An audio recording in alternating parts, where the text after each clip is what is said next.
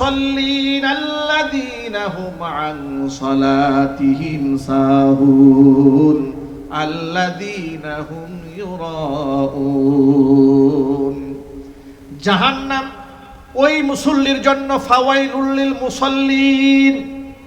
শুধু বেনামাজিরাই জাহান্নামে যাবে তা নয়, ওই নামাজিও জাহান্নামে যাবে। কোন নামাজি? আল্লাযীনা হুম আন সালাতিহিম সাহুন, যে নামাজি তার নামাজ থেকে উদাসীন এবং গাফেল। নামাজ পড়লে পড়ে, না পড়লে না পড়ে, মানুষকে দেখাবার জন্য পড়ে, কিন্তু আন্তরিকতা নিয়ে নামাজ সে আদায় করে না। আল্লাযীনা হুম ইউরাউন, মানুষকে দেখানোর জন্য নামাজ পড়ে, আছে না নাই? এই সমস্ত নামাজিরাও জাহান্নামে যাবে। সারা বছর নামাজ নাই, রোজা নাই, শুধুমাত্র নির্বাচন আসলে নামাজ পড়ে। সারা বছর আলেমদেরকে মৌলবাদী বলে গালি দেয়, নির্বাচন আসলে মাথার মধ্যে নিজেই টুপি লাগায়, আছে না নাই? এইরকম মানুষ, আল্লাহ পাক বলেন এইরকম নামাজি যারা মানুষকে দেখানোর জন্য নামাজ পড়ে তারাও জাহান্নামী। আল্লাহ আমাদের হেফাজত করুন। তো নামাজ সহ সমস্ত ইবাদত, ওয়ামা উমিরু ইল্লা লিয়াবুদুল্লাহ মুখলিসিনা লাহুদ্দিন, আমাকে একনিষ্ঠতার সাথে আল্লাহর দাসত্ব করার হুকুম করা হয়েছে। এখানে মানুষের শিরকাতের কোনো সুযোগ নাই, মানুষকে দেখানোর কোনো সুযোগ নাই। এই যে আপনি যে বিভিন্ন মাহফিলে লোকেরা দান করে, দেখবেন 10,000 টাকা হুজুর বলছে মারহাবা, লোকেরাও বলছে মারহাবা। এখন উনি মনে মনে ভাবতেছে উনি 10,000 দিয়েছে, হুজুর যে মারহাবাটা বলেছে, আমি যদি 20,000 দিই আমার মারহাবাটা আরো বড় হবে। এলাকার লোকেরা আমাকে বিরাট বড় দানবীর মনে ভাববে, সবাই আমাকে দানশীল বলবে। এই নিয়তে যদি দান করে তার দানটাও শেষ, দানটাও কি হয়ে যাবে? শেষ হয়ে যাবে। এটাও শিরক, এটাও রবের সাথে শিরক হয়ে যাবে। ভাইরা আমার যে কথা বলতে চেয়েছিলাম, ইসলাম কোন প্রথা সর্বস্ব ধর্ম না, যে কিছু আনুষ্ঠানিকতা এরকম না। এটা জীবনের সকল ক্ষেত্রে ইসলাম। কোন সুবহানাল্লাহ। এই কথাটাই আমার অনেক দ্বীনি মুসলিম ভাইরা বুঝতে চায় না। কারণ দুঃখজনকভাবে সত্য, আমাদের দেশে রাষ্ট্রের অবকাঠামো এমনভাবে তৈরি করা হয়েছে যে ধর্ম এক জিনিস, রাষ্ট্র আলাদা একটা জিনিস। রাষ্ট্রের সাথে ধর্মের কোনো সম্পর্ক নাই, এরকম একটা চিন্তা চেতনা আমাদের মধ্যে আছে অনেকের। কথা বলেন ঠিক কিনা যদি বলেন। কিন্তু এটা কি ঠিক? না, রাষ্ট্র ধর্ম আলাদা জিনিস নয়। ধর্মের নীতিমালা ব্যক্তি জীবনেও আছে, পারিবারিক জীবনেও আছে, সামাজিক অঙ্গনেও আছে। আমি যেমন কয়েকটা ব্যক্তি আমলের উদাহরণ দিলাম, এরপরে সমাজবদ্ধ কিছু আমলের উদাহরণ দিই। যেমন কোনো ব্যক্তি মারা গেল, মারা যাওয়ার পরে আপনি তার জানাজার নামাজে হাজির হবেন, এটা কি ব্যক্তিগত আমল নাকি সামাজিক আমল? আরো যদি বলেন, এটা হচ্ছে ফরজে কিফায়া। এটা কি? ফরজে কিফায়া। সমাজের কিছু মানুষ দলগতভাবে আদায় করলে আদায় হয়ে যাবে, সমাজবদ্ধ হয়ে কাজটা আপনি করবেন। এরপরে ঈদের নামাজে আপনি হাজির হলেন, এটা সামাজিক, সবাই মিলে সেখানে হাজির হবেন। জুমার নামাজে সবাই গিয়ে হাজির হলেন, ফরজ নামাজে সবাই মিলে হাজির হলেন। শুধুমাত্র সুন্নাত, নফল, আওয়াবিল, ইশরাক, চাষ, তাহাজ্জুদ, এগুলো আপনি একাকী নিরিবিলি রবের সামনে হাজিরা দিলেন। বাকি ফরজ ইবাদত, ফরজ নামাজ জামাতের সাথে মসজিদে গিয়ে আদায় করলাম, সুবহানাল্লাহ। কিন্তু সামাজিক আমল। আবার কিছু কিছু আমল আছে রাষ্ট্রীয় আমল। রাষ্ট্রীয় আমলের বিধিবিধান কোরআনে আছে না ভাই? একটা এক্সাম্পল দিই। দেখুন, এদেশের মধ্যে চোর আছে, ডাকাত আছে, ছিনতাইকারী আছে, খুনি আছে, না এগুলা সরকার জুলাই আগস্টের বিপ্লবে আওয়ামী লীগের পতন হওয়ার পর থেকে দেশের চোর কি সব হাদি সাহেব হয়ে গেছে? ছিনতাইকারী, চান্দাবাজরা সব কি তাহাজ্জুদ গুজারি হয়ে গেছে? চান্দাবাজ দেশে আছে না নাই? আরো জোরে বলুন। রাস্তাঘাটে একটা ফুটপাতে ভ্যান নিয়ে এক বেচারা কিছু কলা নিয়ে বসেছেন, কিছু লেবু নিয়ে বসেছে, মুরগি একটু ডিম নিয়ে বসেছে, সেখানেও 50 টাকা চান্দা দাবি করে বসে আছে চান্দাবাজ। ঠিক কিনা বলেন? আহারে, আপনি এর কাছ থেকে চান্দা খাইলেন, অমুকের কাছ থেকে নিলেন 50 টাকা, এর কাছ থেকে 100 টাকা। আপনি দাবি করলেন যে এটা আমার রাস্তা, এখানে যারা বসবে সব আমাকে টাকা দিতে হবে। কেন ভাই, এই রাস্তা কি আপনার বাবার টাকায় হয়েছে নাকি? কথা ঠিক কিনা জোরে বলেন। এই যে আধিপত্য আপনি বিস্তার করলেন, যেখানে সব দোকানদারকে আমাকে টাকা দিতে হবে। কেন? হু আর ইউ? আপনি কে? আপনি তো এই রাস্তার মালিক নন, সমস্ত মানুষ এখানকার মালিক। আপনি জবরদস্তি করে, পেশি শক্তি ব্যবহার করে, অস্ত্রবাজি করে, গুন্ডামি করে, মাস্তানি করে মানুষের কাছে চান্দা খেয়েছেন। শূকরের মাংস খাওয়া যেমন হারাম, মানুষের কাছ থেকে চাঁদাবাজি করে খাওয়া ঠিক তেমন হারাম। প্রিয় ভাইরা আমার, মূল কথায় ফিরে আসি। যেটা বোঝাতে চেয়েছিলাম সেটা হলো, কিছু আমল আছে ব্যক্তিগত আমল বললাম, কিছু আমল আছে সামাজিক আমল, তারও এক্সাম্পল দিলাম। আবার কিছু কিছু আমল আছে রাষ্ট্রীয় আমল। সেটা কি? সেটা হচ্ছে যেমন দেখেন, নামাজ, এটা আমরা ব্যক্তিগতভাবে আমরা আদায় করি, কায়েম করি, আলহামদুলিল্লাহ। সবাই বলেন আলহামদুলিল্লাহ। নামাজ কায়েমের ব্যাপারে ফুকাহায়ে কেরাম যেটা বলেছেন, নামাজ কায়েম কাকে বলে? নামাজ কায়েমের একটা ব্যাখ্যা হচ্ছে আইয়ুআদ্দুনাহা বিআদাই হুকুকিহা। নামাজ এমন ভাবে আদায় করে, তার হক আদায় করে নামাজ পড়ে, এটা হচ্ছে নামাজ কায়েম করে। এটা একটা ব্যাখ্যা। আরেকটা ব্যাখ্যা হচ্ছে সামাজিকভাবে এটাকে প্রতিষ্ঠিত করা। মানে কোনো মুসলমান ইমানদার বেনামাজি থাকতে পারবে না। যেহেতু নামাজের বিধানটা ফরজ কে করেছেন জোরে বলেন তো ভাই? আল্লাহ যেহেতু বিধান ফরজ করেছেন, কিন্তু রাষ্ট্রীয়ভাবে এটা আমাদের সমাজে কায়েম নাই। ব্যক্তিগতভাবে কায়েম আছে, কিছু কিছু খণ্ড খণ্ড কায়েম আছে, কিন্তু আমভাবে আল্লাহ পাকের নামাজের হুকুম, এটা কি সামাজিকভাবে কায়েম আছে? কায়েম নেই। অনুরূপভাবে পর্দার বিধানটা লক্ষ্য করেন। সমস্ত মুসলিম নারীদের জন্য পর্দার বিধানটা আল্লাহ ফরজ করে দিয়েছেন। কে ফরজ করেছেন? আল্লাহ ফরজ করে দিয়েছেন। এখন এটা আমরা ব্যক্তিগতভাবে আমাদের মা, আমাদের বোন, আমাদের স্ত্রীদেরকে আমরা পালন করার চেষ্টা করাই। সামাজিকভাবে কত পার্সেন্ট মা এবং বোনেরা পর্দা করেন, বোরকা পরেন, হিজাব পরেন, নিকাব পরেন? খুবই সীমিত। কথা ঠিক না ভাই? কিন্তু মুসলিম মা বোনদের জন্য এই বিধান তো ঐচ্ছিক নয়, যে আমার মন চাইলে করব, মন চাইলে আমি করব না। এরকম কি ঐচ্ছিক বিধান না ফরজ বিধান? ফরজ বিধান। এখন এই জন্য রাষ্ট্রের দিন কায়েমের প্রয়োজন। রাষ্ট্রের দিন তখন কায়েম হবে যারা এমন দিনদার মানুষ যদি শাসক হয়, যারা নিজেরা আল্লাহর দিন মেনে চলেন, তারা রাষ্ট্রে আইন করে দেবেন।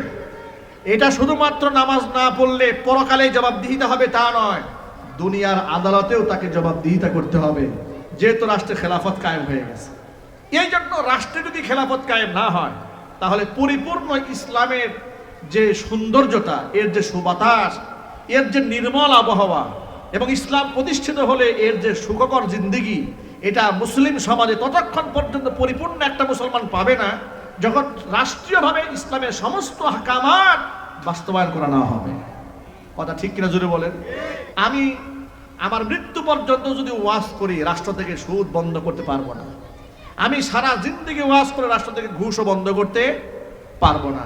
জেনা ব্যভিচার ওয়াজ করে বন্ধ করা যাবে না। ফ্রি মিক্সিং এগুলা বন্ধ করা যাবে না। কিন্তু আমি যদি রাষ্ট্রীয় আইন করে দেই, তাহলে সেখানে আমি বলবো না রাষ্ট্রীয় আইন করলেই 100% ইসলাম কায়েম হয়ে যাবে।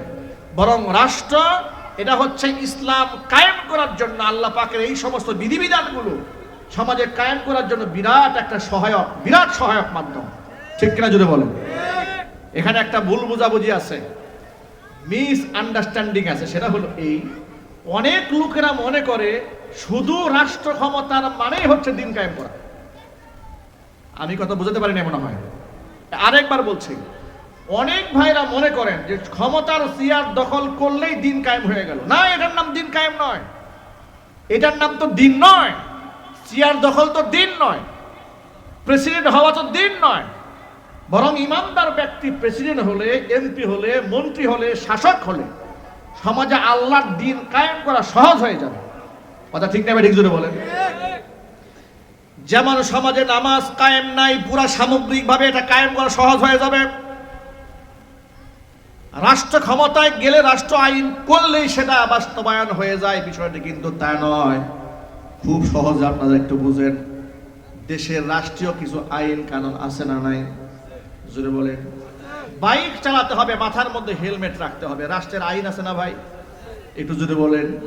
এখন দেখবেন প্রশাসনের কিছু লোকেরা, আমি রাস্তাঘাটে মাঝে মাঝে দেখি, পুলিশ মাথায় হেলমেট নাই, মাথার মধ্যে হেলমেট না উনি চালাচ্ছেন। তা আবার পথচারী কেউ কেউ বলেন, দুষ্টমি করে ভিডিও বানায়, বলে স্যার আপনার মাথায় হেলমেট কই, ভিডিও করে আবার ফেসবুকে ছাড়ে। এগুলো আমরা দেখি যে আপনি আইন শৃঙ্খলা রক্ষাকারী বাহিনী হয়ে আপনি নিজেই বেআইনি কাজ করেন, আবার আমাদের মাথায় হেলমেট না থাকলে আমাদেরকে মামলা দেন, কিন্তু আপনি তো বেআইনি কাজ করছেন। আছে না নাই? আমাদের বাংলাদেশে রাষ্ট্রীয়ভাবে কি ঘুষ গ্রহণ করার কি বৈধতা আছে? একটু জোরে বলেন। ঘুষ বৈধতা তো নাই, বরং আপনি যে দুর্নীতি করছেন, ঘুষ গ্রহণ করছেন, এটা যদি আপনি গ্রহণ করেন রাষ্ট্রীয় দণ্ডবিধি অনুযায়ী আপনি শাস্তির যোগ্য অপরাধী হবেন। এই যে রাষ্ট্রের আইন আছে, কিন্তু এরপরেও কি ঘুষ বন্ধ হয়েছে? না, ঘুষ বন্ধ হয় নাই। রাষ্ট্রের আইন বলে দিয়েছে, সংবিধান বলে দিয়েছে, আপনি বিচারকের চেয়ারে বসে মানুষের প্রতি বেইনসাফ করতে পারবেন না, জুলম করতে পারবেন না। আইন সকলের জন্য সমান। কিন্তু এটা আইন থাকার পরেও কি বাংলাদেশে ইনসাফ কায়েম হয়ে গেছে? এটা হচ্ছে এক্সাম্পল মাত্র বোঝাবার জন্য যে রাষ্ট্র ক্ষমতায় ইমানদার গেলেই দেশের দিন কায়েম হয়ে যাবে, বিষয়টা কিন্তু তা নয়। বরং রাষ্ট্র ক্ষমতায় দিনদারেরা গেলে আল্লাহ পাকের আহকামাত গুলো সমাজে বাস্তবায়ন করা খুব সহজ হয়ে যাবে। এবং যেটা আমরা ব্যর্থ হচ্ছি অনেক ক্ষেত্রে, আমাদের বাধা বিঘ্নতা সৃষ্টি হচ্ছে, এই বাধা থাকবে না, মানুষ ব্যাপক হারে ইসলাম বুঝতে সহজ হবে। এই জন্য রাষ্ট্র চেয়ার দখল করার নাম দিন নয়। দিন হচ্ছে আল্লাহ পাকের সমস্ত হুকুম আহকাম মেনে চলা। ব্যক্তি জীবনে, পারিবারিক জীবনে, সামাজিক জীবনে, আন্তর্জাতিক অঙ্গনে, রাজনৈতিক অঙ্গনে, এমনকি জাতীয় সংসদ ভবন থেকে নিয়ে শুরু করে রান্নাঘর পর্যন্ত সকল কিছু আল্লাহর হুকুমে পরিচালনা করার নাম হচ্ছে দিন কায়েম করা। কথা বুঝতে পেরেছি?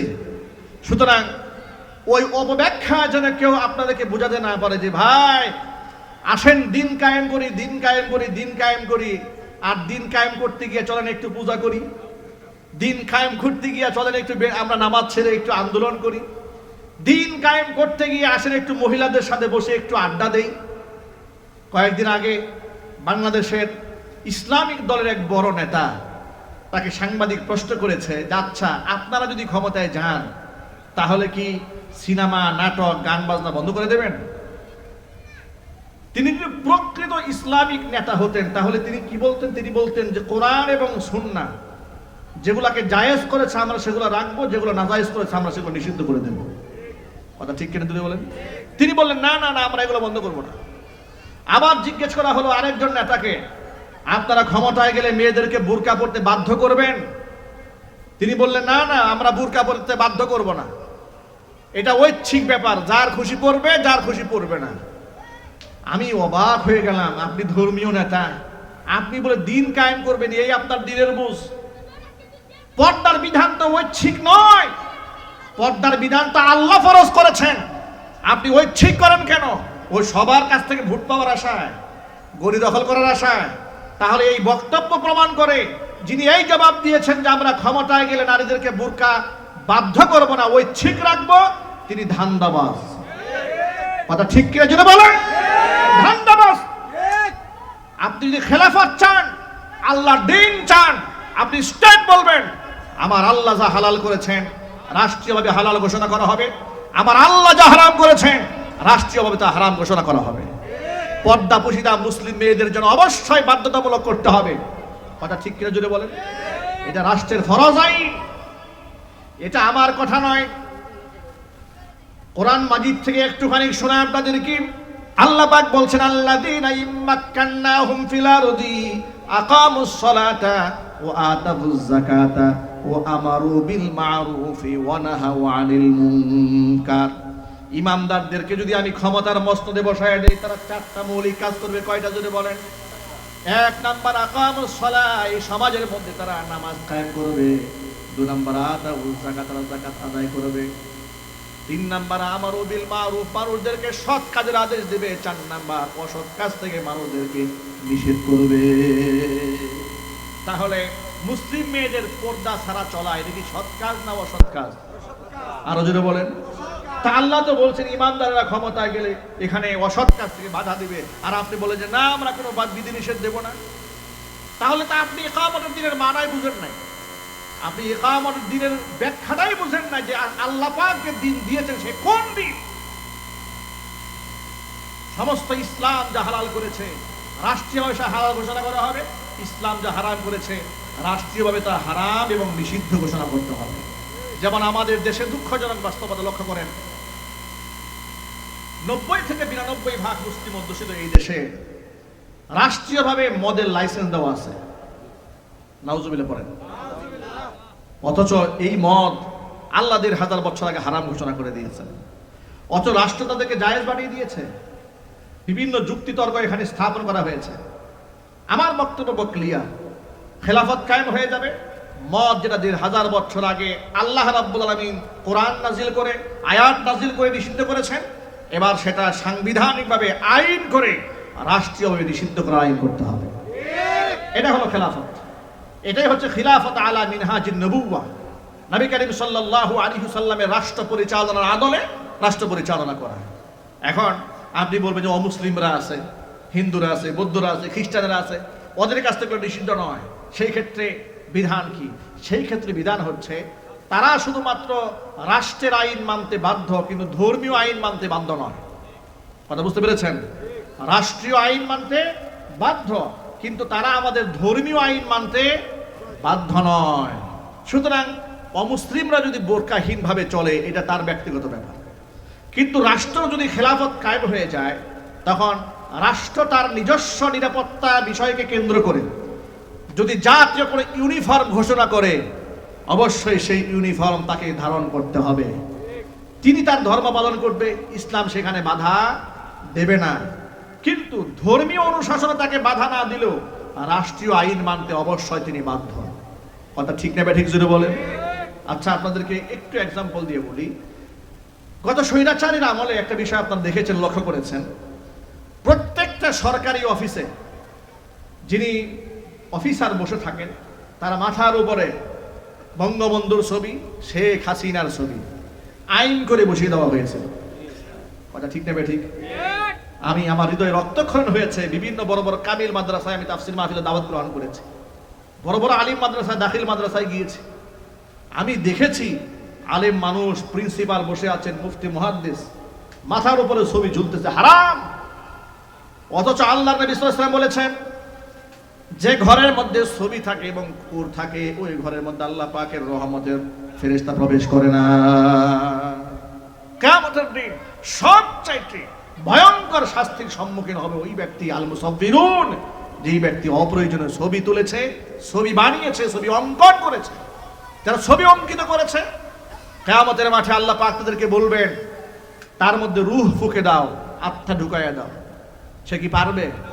চিৎকার দিয়ে বলেন, পারবে? কিন্তু এই যে নিষিদ্ধ এবং হারাম কাজটি রাষ্ট্র আইন করে বাধ্যতামূলক আলেমের মাথার মধ্যে ঝুলিয়ে রেখেছে। রাষ্ট্রীয় আইন করার কারণে তারা মানতে বাধ্য হয়েছে। সুতরাং অমুসলিমদের জন্য বিধান হচ্ছে, রাষ্ট্রের কিছু নীতিমালা আছে। যেমন আপনি রাস্তায় যখন চলেন, এর রাইট সাইড আছে, রং সাইড আছে। এখানে কে হিন্দু, কে বৌদ্ধ, কে খ্রিস্টান দেখা দরকার নেই। এমন না আমি মুসলমান, আমি ডান পাশে চলবো, উনি হিন্দু, উনি বাম পাশ দিয়ে চলবে, বিষয়টা কি এরকম? এরপরে রাষ্ট্রীয় আইন আছে, সিগন্যাল, রেড সিগন্যাল জ্বলেছে, গাড়ি এখন থেমে যাবে। এরপরে গ্রিন সিগন্যাল জ্বলেছে, গাড়ি এখন চলবে। এগুলো রাষ্ট্রীয় আইন, এগুলো ধর্মীয় অনুশাসন নয়। এই যে আমাদের সমাজের নেতারা আমাদেরকে বুঝান যে সুন্দর রাস্তা হবে, ড্রেনেজ ব্যবস্থা হবে, এরপরে আপনার পানির ব্যবস্থা হবে, নিরবিচ্ছিন্ন বিদ্যুতের ব্যবস্থা হবে, আমাদেরকে শুধু এই সমস্ত আশ্বস্ত করে তো লাভ নাই। আমরা রাষ্ট্রের শুধুমাত্র রাস্তাঘাটের উন্নয়ন চাই না, আমরা ইমানের উন্নয়ন চাই। কারণ এই ধরনের উন্নয়ন তো ইউরোপে আছে, আমেরিকায় আছে, জাপানে আছে, কানাডায় আছে, ব্রিটেনে আছে, চায়নাতে আছে, রাশিয়াতে আছে। তো তারা কি পেয়েছে? শুধুমাত্র জাগতিক অফার করলে হবে না যে আপনার রাস্তা সুন্দর হবে, ড্রেনেজ ব্যবস্থা সুন্দর হবে, নাগরিক সুবিধা পাবেন। অবশ্যই আপনাদের কাছ থেকে, আপনারা যারা লিডার, নেতা, তাদের কাছ থেকে এগুলো তো আমাদের প্রাপ্য, এগুলো আমাদের হক। কিন্তু এর থেকে আমাদের বড় হক হচ্ছে আমাদের ইমানের গ্যারান্টি দিতে হবে। ইমানের ব্যাপারে আমাদেরকে অবশ্যই নিরবিচ্ছিন্নভাবে আমাদের ধর্মীয় স্বাধীনতা দিতে হবে, আর ইমানের ব্যাপারে আমাদের নিশ্চয়তা দিতে হবে। এমন আইন করে ফেলবেন যে আমার ইমানটাই বরবাদ হয়ে যাচ্ছে, এরকম আইন নাই দেশে? আরো যদি বলেন। ছোট্ট করে এক্সাম্পল দিয়ে বলি কেমন কুফরি আইন বাংলাদেশে আছে। একটা মেয়ের 18 বছর হয় নাই, কিন্তু 17 বছর হয়েছে, বিবাহের উপযুক্ত হয়েছে, 16 বছর হয়েছে, বিবাহের উপযুক্ত হয়েছে, শরীর স্বাস্থ্য অবকাঠামো বড় হয়েছে, আছে না ভাই? গ্রোথ ভালো, দেখতে শুনতে ভালো, মাশাআল্লাহ, বিবাহের উপযুক্ত হয়েছে। বাবা মা নিয়ত করলো, আমার মেয়েটাই সমাজের এত ফিতনা হচ্ছে, বিয়ে দিয়ে দিই। কিন্তু রাষ্ট্রীয় আইনে বাধা আছে, না, বিবাহ দেওয়া যাবে না, বিবাহ দেওয়া যাবে না। 18 বছর পূর্ণ হওয়ার আগ পর্যন্ত বিবাহ দেওয়া যাবে না। ছেলে এই মুহূর্তে 21 বছর হয় নাই, 20 বছর হয়েছে, কিন্তু এখন যদি বিবাহ না দেওয়া হয় তার চারিত্রিক অবস্থা খারাপ হয়ে যাবে। বাবা মা সিদ্ধান্ত নিলে তাকে বিবাহ করা দরকার, খুব দরকার, কিন্তু রাষ্ট্র বলেছে না, হবে না। 21 বছর পূর্ণাঙ্গ হওয়ার আগ পর্যন্ত আপনি বিবাহ দিতে পারবেন না। তাহলে ইসলাম এই ব্যাপারে কি বলেছে শোনেন। কষ্ট হচ্ছে আপনাদের? নবী করিম সাল্লাল্লাহু আলাইহি সাল্লাম বলেছেন, সালাসুন লা তুআখিরহা, তিনটা কাজে বিলম্ব করা যাবে না। 1 নাম্বার as-সালাতু ইযা আনাত, নামাজের ওয়াক্ত হয়ে গেলে বিলম্ব করতে পারবেন না। 2 নাম্বার ওয়াল জানাজাতু ইযা হাদারাত, জানাজা হাজির হয়ে গেলে বিলম্ব করা যাবে না। 3 নাম্বার ওয়াল আইয়িমু ইযা ওয়াজাদতা লাহা কুফুয়ান, বিবাহিত ছেলে মেয়ে, বিবাহের উপযুক্ত ছেলে মেয়ের জন্য উপযুক্ত পাত্র পাত্রী যদি পাওয়া যায় সেখানে বিলম্ব করা যাবে না, নিষেধ। আপনি আইন ঢুকাই দিয়েছেন যে না, 18 বছর আগে কোনোভাবেই আপনি বিবাহ দিতে পারবেন না, বিবাহ করাতে পারবেন না। এগুলো হচ্ছে আল্লাহ এবং রসুলের সিদ্ধান্তের বাহিরের কুফরি আইন, এগুলো পরিবর্তন করতে হবে। ঠিক কিনা জোরে বলেন? ফ্রি মিক্সিং, ছেলে মেয়ে একসাথে বসে পড়াশোনা করছে, একসাথে বসে পার্কে আড্ডা দিচ্ছে, সিনেমায় গিয়ে আড্ডা দিচ্ছে, রাজনীতির মাঠে গিয়ে আড্ডা দিচ্ছে, হারাম, নিষিদ্ধ করতে হবে। ঠিক কিনা? এর দ্বারা নারীর সতীত্বের গ্যারান্টি হচ্ছে না, বরং আমাদের মা বোনেরা নিরাপত্তাহীনতায় ভুগছে, চরিত্র নিয়ে নিরাপত্তা নিয়ে চলতে পারছে না, সমাজের মধ্যে ধর্ষক সৃষ্টি হচ্ছে, খুনি সৃষ্টি হচ্ছে, সমাজের মধ্যে ত্রাস এগুলো সৃষ্টি হচ্ছে এই সমস্ত অনিসলামিক কর্মকাণ্ডের কারণে। খেলাফত প্রতিষ্ঠিত হয়ে গেলে এই যে ইসলামের সুন্দর সুন্দর বিধিবিধানগুলো আছে সেগুলো বাস্তবায়ন করা সহজ হয়ে যাবে। খুব ছোট্ট করে একটা এক্সাম্পল দিয়ে বলি, গোটা ওয়ার্ল্ডে, গোটা পৃথিবীতে একেবারে খিলাফত আলা মিনহাজিন নবুওয়া, নবী সাল্লাল্লাহু আলাইহি সাল্লামের আদলে, হুজুরের আদর্শে গোটা পৃথিবীতে 100% শরিয়াত তো কোথাও নাই, কিন্তু মোটামুটি অনেকটা কাছাকাছি 80 থেকে 90% বলা চলে বর্তমানে আফগানিস্তানে খেলাফত চলছে। সুবহানাল্লাহ। আফগানিস্তান তারা 100% পারে নাই। 100% কি করে পারবে ভাই? দীর্ঘদিন আমেরিকার লালিত পালিত কুকুররা রাষ্ট্র চালিয়েছে, সেখানে আইনের অনেক ফাঁকফোকর আছে। তো হঠাৎ করে তো আপনি 2-4 বছরেই এগুলো শেষ করতে পারবেন না, কিন্তু তারা অনেকটা সাকসেস হয়েছে। সেখানে নারী পুরুষের অবাধ মেলামেশা রাষ্ট্রীয়ভাবে নিষিদ্ধ করে দেওয়া হয়েছে। আল্লাহু আকবার বলেন। বুরকা ছাড়া মেয়েরা রাস্তায় ঘুরতে পারবে না, আইন করে নিষিদ্ধ করে দেওয়া হয়েছে। সুবহানাল্লাহ বলেন। পার্কে গিয়ে ভুরু প্লাক করবেন, আইন করে নিষিদ্ধ করে দেওয়া হয়েছে। পুরুষরা মুখে দাড়ি কামায় ফেলবে, রাষ্ট্রীয়ভাবে নিষিদ্ধ করে দেওয়া হয়েছে। টাকনুর নিচে কাপড় পরবেন, রাষ্ট্রীয়ভাবে নিষিদ্ধ করে দেওয়া হয়েছে। এমনকি আপনি মদ বিক্রি করবেন, মদ খাবেন, রাষ্ট্রীয়ভাবে নিষিদ্ধ করে দেওয়া হয়েছে। জেনা ব্যভিচার করলে, বিবাহিত হলে মৃত্যুদণ্ড রাষ্ট্রীয় আইন করা হয়েছে। অবিবাহিত হলে 80টা দুর্রা মারার 17টা দুর্রা মারার বিধান কার্যকর করছে। আলহামদুলিল্লাহ বলেন। এগুলা করে যে নিরাপত্তা তারা হাসিল করেছে, ছোট্ট একটা এক্সাম্পল দিই। কয়েকদিন আগে আফগানিস্তান থেকে মাওলানা মুত্তাকি, রাষ্ট্রের আফগানিস্তানের পররাষ্ট্র মন্ত্রী, তিনি এসেছেন।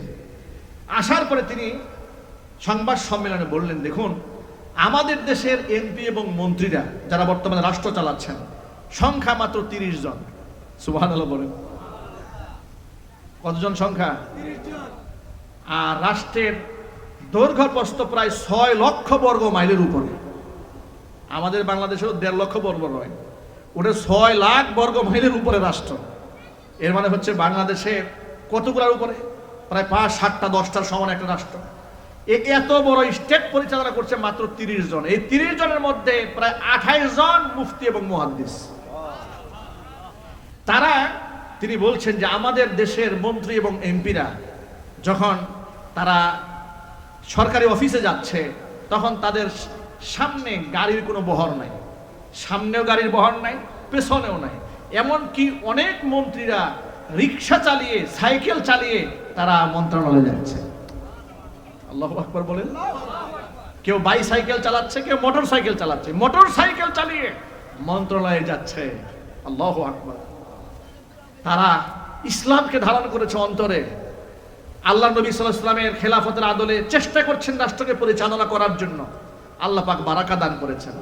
গোটা পৃথিবী যাদেরকে সন্ত্রাস বলেছে, পৃথিবীর পরাশক্তি রাষ্ট্রগুলো মাথা নত করে তাদেরকে স্বাধীন রাষ্ট্রের স্বীকৃতি দিতে বাধ্য হয়েছে। আল্লাহু আকবার বলেন। আমেরিকা হেরেছে, 20 বছর লড়াই করেছে। যে ভারত সারা জীবন তাদেরকে আতঙ্কবাদ বলেছে, মৌলবাদ বলেছে, জঙ্গিবাদ বলেছে, টেররিস্ট বলেছে, টেররিজম বলেছে এদের ব্যাপারে, যে সেই রাষ্ট্রের মধ্যে টেররিজম আছে, সন্ত্রাসবাদ আছে, তারা তাদেরকে রাষ্ট্রীয় মেহমান হিসেবে দাওয়াত দিয়েছে। এমনকি ভারতের মধ্যে হিন্দুত্ববাদী সরকার পর্যন্ত এই মাওলানা মুত্তাকিকে গায়ের মধ্যে সম্মানের চাদর পরিয়ে দিতে বাধ্য হয়েছে।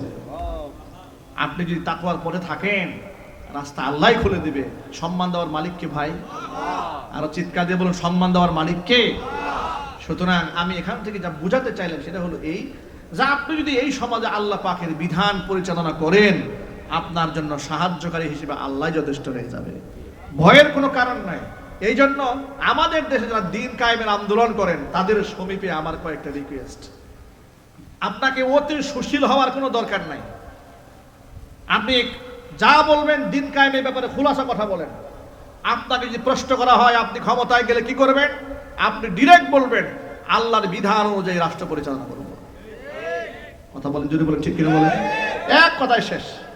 আপনি যদি বলা হয় আপনি তো ইসলাম চান, বলে হ্যাঁ ইসলামের রাজনীতি করেন, হ্যাঁ করি, আপনি ক্ষমতায় গেলে কি করবেন? আপনি বলবেন আল্লাহ যে বিধান দিয়েছেন সে কোরআন এবং সুন্নাহ অনুযায়ী রাষ্ট্র পরিচালনা করব। এতে করে ওই যে কে খুশি হবে কে নাখুশ হবে, যে ভারত কি নারাজ হয়ে গেল কিনা, আমেরিকা কি আবার নারাজ হয়ে গেল কিনা, আমি কি আবার ক্ষমতা দখল করতে পারবো কিনা, এই ভয়ে কাঁপতে কাঁপতে বললেন যে অসুবিধা নাই, কিছু মহিলা বোরকা পরুক আর না পরুক, আমরা কিছু বলবো না। হে এরপরে সিনেমা এগুলো বন্ধ টন্ধ করবো না, চলুক, অসুবিধা নাই। মানে আল্লাহ খুশি থাকুক শয়তানও খুশি থাকুক নাকি? এই মধ্যম পন্থা যারা অবলম্বন করবে, চালাকি যারা করবে, অতি চালাকি, এগুলো ভণ্ড। কথা জোরে বলতে হবে, ঠিক কিনা বলেন? অতি চালাকির কোনো সুযোগ নাই। আপনি যেহেতু খেলাফত চান, ইসলাম চান, এক কথায় বলবেন আল্লাহ যা হালাল বলেছেন রাষ্ট্র তা রাষ্ট্রীয় আইন করে হালাল ঘোষণা করবে, আর আল্লাহ যা হারাম করেছেন রাষ্ট্র আইন করে তা নিষিদ্ধ করে দেবে। আমরা আল্লাহর আইনের বাইরে চলবো না, যেহেতু আমরা দিন কায়েমের স্বপ্ন দেখি। আমরা কি আল্লাহর দিন কায়েম হোক এই জমিনে, এটা আমরা চাই না? একটু জোরে আওয়াজে বলুন, চাই না? কারা কারা চান? তো হাত দেখান, আল্লাহকে দেখান। আল্লাহ যেন কবুল করে, জোরে কোন আমিন। আরো চিৎকার দেখুন, আমিন। হাত নামান। দিন কায়েমের আন্দোলনে শামিল আছেন এই দেশের সমস্ত উলামায়ে কেরাম, মুফতি, মুহাদ্দিস, তাবলিগের সাথী, শিক্ষক, সাধারণ মুসলমান, সমস্ত মুসলমানরা এই দেশে দিন কায়েমের কর্মী তারা সকলে। কারণ নামাজ, রোজা, হজ, যাকাত, সাদাকা, দান, খায়রাত, এরপরে সত্যবাদীরা, সুদ হারাম, ঘুষ হারাম, এই তালিম মসজিদে ইমাম সাহেব মিম্বার থেকে দিচ্ছে, মুহাদ্দিস সাহেব ক্লাসের রুম থেকে দিচ্ছে, দাওয়াতে তাবলিগের ব্যক্তি তার দাওয়াতে গিয়ে বলছে। এর মানে দিন প্রতিষ্ঠার জন্য এই বাংলাদেশে কম বেশি সকল মুসলমানের ভূমিকা আছে, ঠিক কিনা? আল্লাহ রাব্বুল আলামিন যেন আমাদের সকলকে দিন কায়েমের নগণ্য কর্মী হিসেবে কবুল করেন, জোরে কোন আমিন। ব্যক্তি জীবনের দিন কায়েম যেভাবে করেছি, আমরা যেন সামাজিকভাবে দিন কায়েম করতে পারি, রাষ্ট্রীয়ভাবে করতে পারি, আন্তর্জাতিক অঙ্গনে আল্লাহ পাকের বিধিবিধান যেন বাস্তবায়ন করতে পারি, সেই তৌফিক আল্লাহ রাব্বুল আলামিন আমাদের সকলকে দান করুন, আমিন। ওয়া আখিরু দাওয়ানা আনিল হামদুলিল্লাহি রাব্বিল আলামিন। ভাই উঠেন, একবার উঠবেন না, এখনই দোয়া হয়ে যাবে, মেহেরবানি করে আমি এখনই দোয়া করে দিই। ওয়া মাওলানা মুহাম্মাদান আবদুহু ওয়া রাসূলুহু আল্লাযী আরসালাহু বিল হাক্কি বাশীরান ওয়া নাযীরা ওয়া দাঈয়ান ইলাল্লাহি বিইذনিহি ওয়া সিরাজাম মুনীরা। أما بعد فأعوذ بالله من الشيطان الرجيم. بسم الله الرحمن الرحيم. ربنا وابعث فيهم رسولا منهم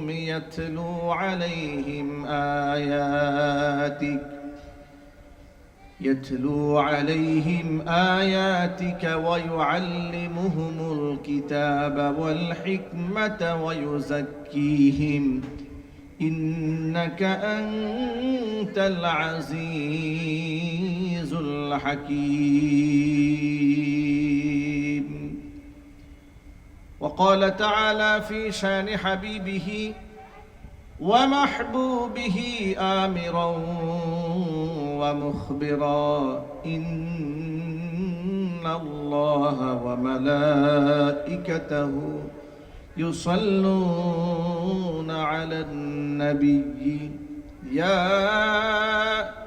أيها الذين آمنوا صلوا عليه وسلموا تسليما. اللهم صل على محمد وعلى آل محمد كما صليت على إبراهيم وعلى آل إبراهيم إنك حميد مجيد.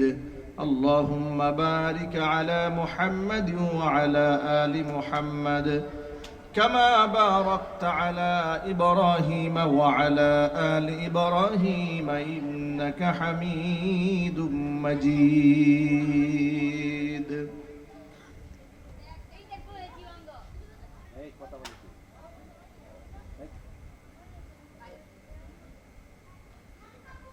ঐতিহ্যবাহী গাজীপুর জেলার অন্তর্গত ৩২ নং ওয়ার্ড জাজর ডেকেরচালা রোড নুরুল কোরআন হাফিজিয়া মাদ্রাসা ও আনোয়ারা নাজাতুন নিসা মহিলা মাদ্রাসা গাজীপুর কর্তৃক আয়োজিত পঞ্চম বার্ষিকী ওয়াজ ও দোয়া মাহফিলের শেষ অধিবেশনের সম্মানিত সভাপতি সাহেব, আমন্ত্রিত হাজারাত উলামায়ে কেরাম, মুরব্বিয়ানে ইজম অত্র এলাকা এবং পার্শ্ববর্তী এলাকার বিভিন্ন প্রান্ত থেকে ছুটে আসা দিনদরদি ঈমানদার পরহেজগার মুত্তাকি মুসলিম ভাইয়েরা, পর্দার অন্তরালে অবস্থানরত আমাদের সকলের শ্রদ্ধাভাজন পর্দানিশীন মা এবং বোনেরা, মহান আল্লাহ রাব্বুল আলামিনের দরবারে আলিশানে লাখ কোটি শুকরিয়া আদায় করছি যে মহান আল্লাহ তাআলা দুনিয়াবি যাবতীয় কাজ থেকে ফারেক করে মুক্ত করে লাখো মুমিন মুসলমানের মধ্য থেকে আমার আপনার মতো অযোগ্য বান্দাদেরকে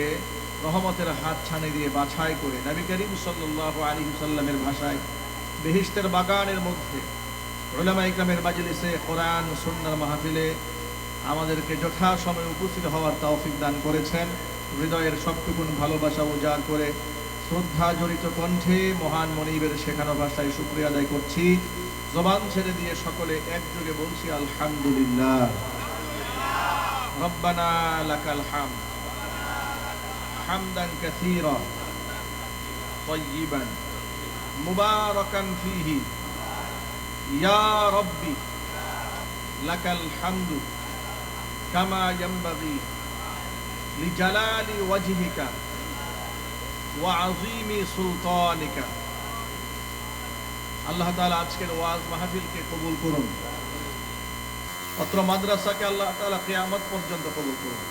মাদ্রাসার সমস্ত হাজাত আল্লাহ তাআলা তার গায়বে খাজানা থেকে মিটিয়ে দিন। অক্লান্ত পরিশ্রম করে জান্নাতের বাগান যারা সাজিয়েছেন, দূরদরাজ থেকে শোনার জন্য যারা এসেছেন, আজকের মাহফিলের ওসিলা করে আল হাসরের কঠিন ময়দানে আল্লাহ তাআলা আমাদের সকলের নাজাতের ফয়সালা করে দেন। অত্র এলাকার সমস্ত মুর্দেগানের কবরে আযাব আল্লাহ তাআলা কিয়ামত পর্যন্ত বন্ধ করে দেন। সর্বোপরি আজকের মাহফিলের ওসিলা করে আল্লাহ তাআলা আমাদের সকলকে পরিপূর্ণ হেদায়েত নসিব করুন। প্রিয় বন্ধুগণ, এক বাক্যে জবাব দিয়ে বলুন তো হেদায়েত দেওয়ার মালিক কে? আরো জোর আওয়াজে বলুন, হেদায়েত দেওয়ার একমাত্র মালিক কে? আমরা আল্লাহর কাছে হেদায়েত ভিক্ষা চাচ্ছি।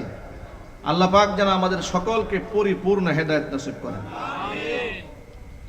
দেখুন এই বাচ্চারা কথা বলে, এখানে ডিস্টার্ব হচ্ছে।